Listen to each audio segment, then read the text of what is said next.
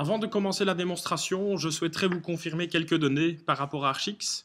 C'est un outil de gestion de projet et de bureau pour architectes et bureaux d'études. Il est composé de 3 modules complémentaires et est utilisé par environ 2000 utilisateurs en Europe. Il fonctionne tant sur Mac que sur PC.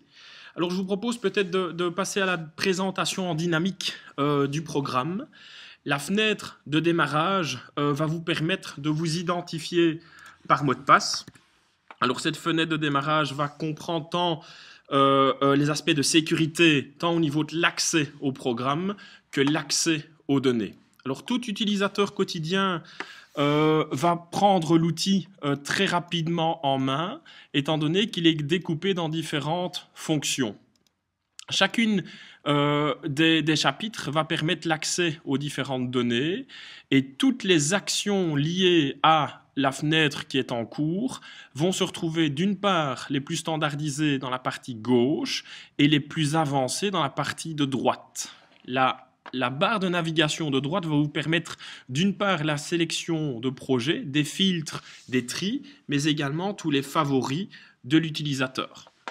Alors je vous propose peut-être de démarrer par la présentation, démonstration proprement dite. Je vais partir sur un nouveau dossier. Ce sera le projet BNP Paribas Fortis Bruxelles. Et le numéro séquentiel proposé, ce sera le 11 0030 concernant la construction d'une agence bancaire à Bruxelles. Construction d'une agence bancaire à Bruxelles. Tous les tris, tous les filtres que j'utilise sont bien sûr configurables comme vous le souhaitez.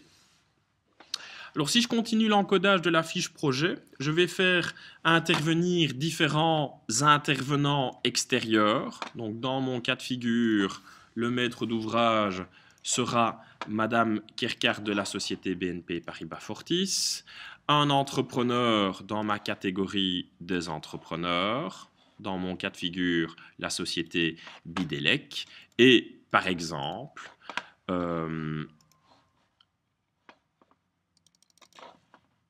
ingénieur en stabilité. Un ingénieur en stabilité. Voilà. Donc, toute cette information-là va pouvoir être encodée au quotidien. Donc, si j'encode l'adresse de chantier, boulevard Saint-Lazare, numéro 10, en Belgique, à Bruxelles. Donc, toute l'information que je viens d'encoder va pouvoir s'intégrer automatiquement dans les différents documents que je viendrai créer tout à l'heure.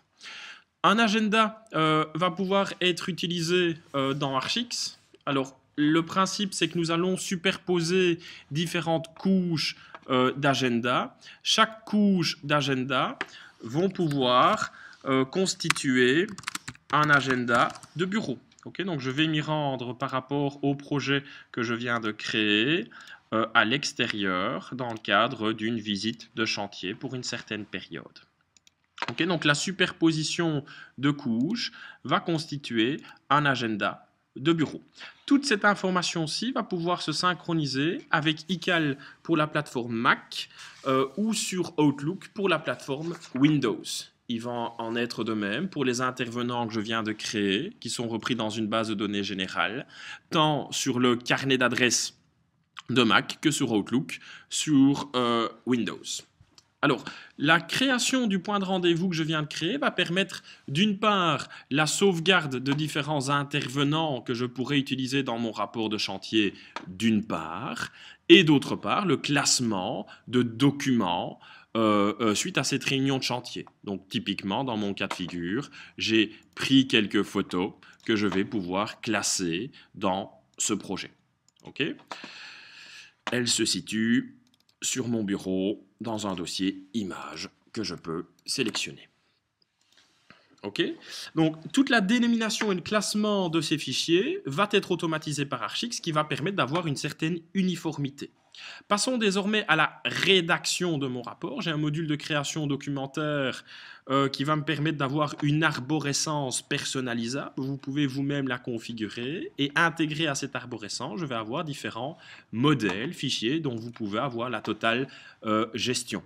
La simple sélection de ma réunion va me permettre d'une part un encodage, un classement, une sauvegarde et l'ouverture du fichier dans le traitement de texte que j'utilise habituellement. Okay, donc dans mon cas de figure, ce sera du Word. Donc toutes les informations que je sélectionne et que j'affiche ici ont été encodées, idem pour les photos, de manière automatique au sein de mon traitement de texte. Il ne me reste que la rédaction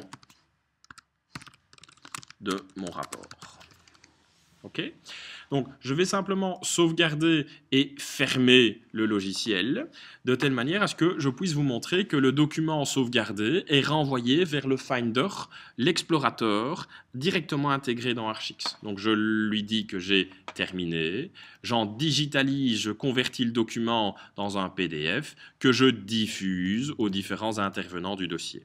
Donc Archix va m'ouvrir automatiquement le logiciel de gestion des mails. Dans mon cas de figure mail de Mac, ça aurait pu être Thunderbird ou Outlook pour les utilisateurs Windows.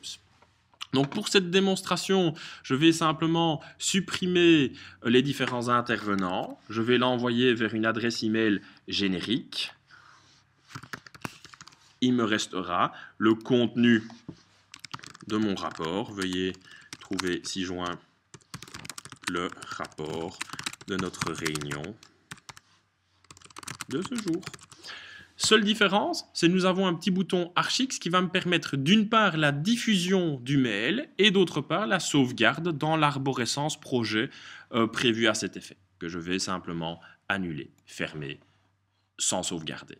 Alors, toute la gestion des mails va pouvoir être structurée projet par projet, que ce soit les mails sortants, mais que ce soit également les mails entrants, où j'ai un petit bouton Archix prévu qui va me permettre de pouvoir sauvegarder projet par projet tout le canal entrant-sortant de mon bureau pour les renvoyer vers la gestion de structure de fichiers. Toute la nomenclature des fichiers sera donc automatisée en un seul clic, quel que soit le projet, quel que soit le document, quel que soit l'utilisateur. Je tiens par ailleurs à attirer votre attention que l'entièreté des documents va pouvoir être automatisée par Archix, que ce soit des courriers, des documents officiels, des formulaires, des factures, etc. Alors, si je reviens à mon point de rendez-vous de mon calendrier, je vais avoir la possibilité d'une part d'en attribuer des prestations, donc 1 heure avec une dizaine de kilomètres. Et cette prestation va automatiquement être envoyée vers ma fiche de prestation qui va me permettre par ailleurs un encodage manuel si je le souhaite. Donc, dans mon cas de figure, 2 heures de dessin, donc c'est une esquisse pour un autre projet. Toute une série de rapports vont également être à ma disposition, que ce soit des rapports utilisateurs, dans mon cas de figure un relevé mensuel de mes prestations, mais cette information-ci est également mise en corrélation et renvoyée vers un module financier et contractuel de mon projet. Donc habituellement, ce module est protégé par mot de passe, ce qui va permettre de n'être accessible que pour une partie du logiciel, du personnel. Et ce projet que je viens de créer va me permettre de pouvoir comptabiliser des honoraires, en l'occurrence dans cette démo, 8% du montant de chantier qui peut se voir attribuer, cette enveloppe d'honoraires va pouvoir être répartie sur base des différentes phases de mon projet. Okay, donc tout le module de facturation et de suivi de paiement va pouvoir être automatisé de la même manière que mon contrat. Malheureusement, dans ce projet-ci, je n'ai pas encore de facture émise, mais c'est grâce à ce bouton que je peux passer en mode bureau pour obtenir un aperçu beaucoup plus global. Dans mon cas de figure, les factures envoyées, donc je sors le prévisionnel qui est à terme échu, ce qui va me permettre d'avoir un bilan de suivi de ma facturation. Des fonctions de reporting, par ailleurs, sont également intégrées dans le logiciel.